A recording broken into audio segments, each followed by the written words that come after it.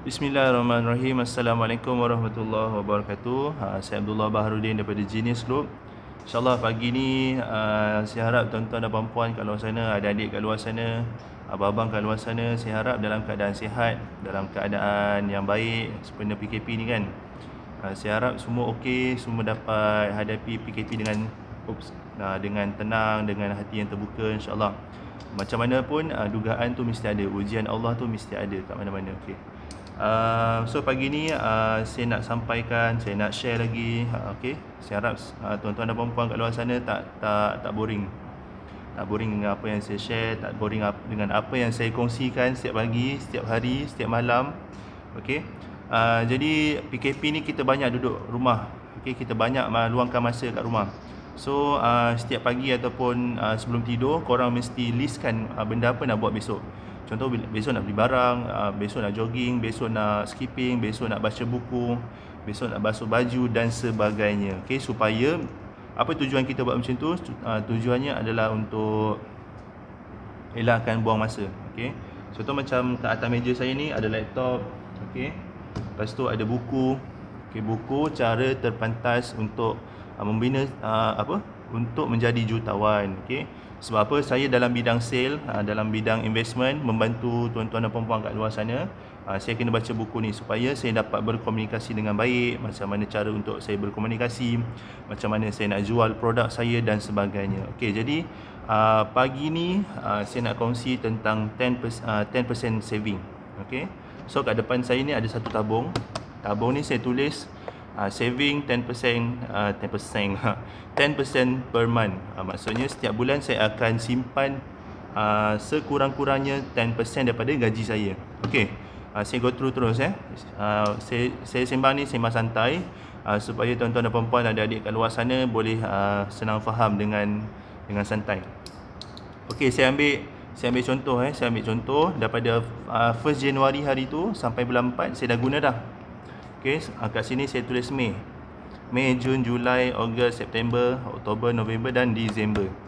Okey. 1 Januari, Februari, March, April saya dah guna dah. Saya guna untuk apa? Saya guna untuk servis kereta saya. Okey, misal kata sebulan gaji saya 1,500. So 10% berapa?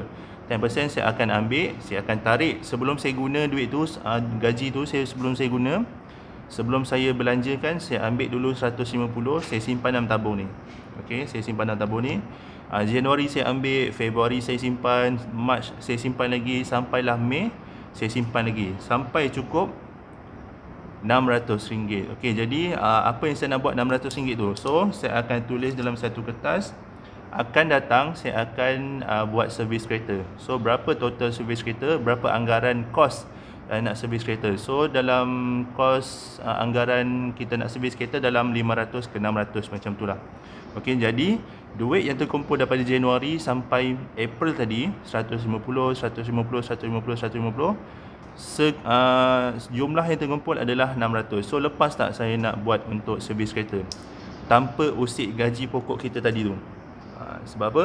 Kalau gaji pokok kita tadi kita nak bayar bil utility, kita nak bayar Unify, kita nak bayar barang dapur, kita nak bayar dan macam-macam lagi. So dengan saving 10% per month ni, kita dapat selamatkan kita punya gaji pokok tadi daripada terusik.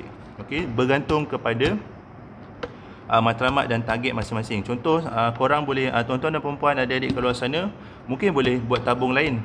Okey, 10% untuk beli kamera ke, 10% untuk beli drone, nak beli rim kereta dan sebagainya. Tapi rim kereta tu tak payahlah sebab itu bukan keperluan. Maksud saya adalah keperluan macam servis kereta, road tax dan sebagainya. Okey. So ada balance lagi 8 bulan. Okey, so saya totalkan dalam 8 bulan ni berapa semua. So saya collect 150 per month. So total dia adalah 120. Saya tulis 130 ni first awal hari tu.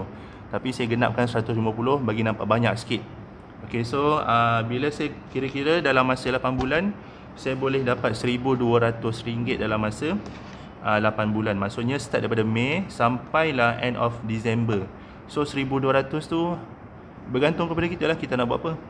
Kita nak beli handphone secara cash, kita nak beli komputer ke, kita nak beli laptop untuk anak kita dan sebagainya. tanpa kita usik gaji pokok kita. Itu kalau yang gaji 1,500 lah. Kalau yang lebih, ini cerita dia yang gaji kurang daripada 10,000. Sedangkan gaji yang 10,000 pun kena buat ada simpanan 10% per month.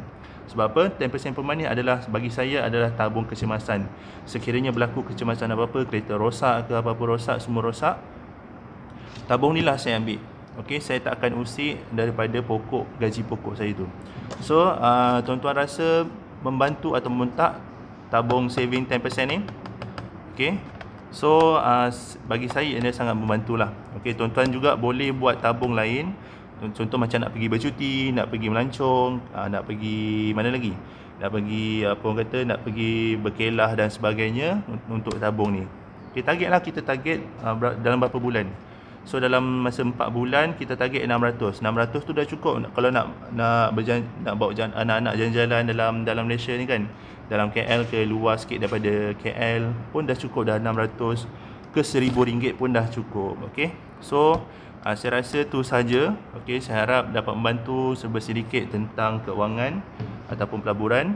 Okey, insya-Allah kalau nak tahu tentang pelaburan ataupun nak bina passive income, okey, secara tahunan, okey, kita ada duit lebihan RM50,000 ke atas. Tapi kita tak tahu nak buat apa dengan duit tu.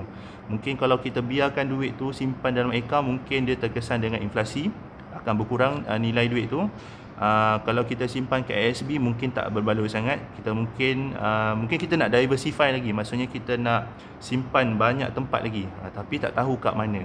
Okey, jom saya bantu anda, saya bantu tuan-tuan dan puan-puan diversify tuan-tuan punya duit, diversify tuan-tuan punya pendapatan supaya kita dapat generate lebih passive income tahun 2021 ni. InsyaAllah sempena pandemik ni, dalam musim pandemik ni, kita kena banyak simpan duit dan melabur supaya nanti bila dah PKP dah habis, pandemik dah habis, kita boleh gunakan duit tu untuk pergi bercuti, pergi umrah dan sebagainya. Okay, saya rasa tu saja. Semoga bermanfaat. InsyaAllah saya akan kongsikan banyak lagi tentang kewangan dan pelaburan masa akan datang. Saya Abdullah Baharudin daripada Genius Group. Assalamualaikum.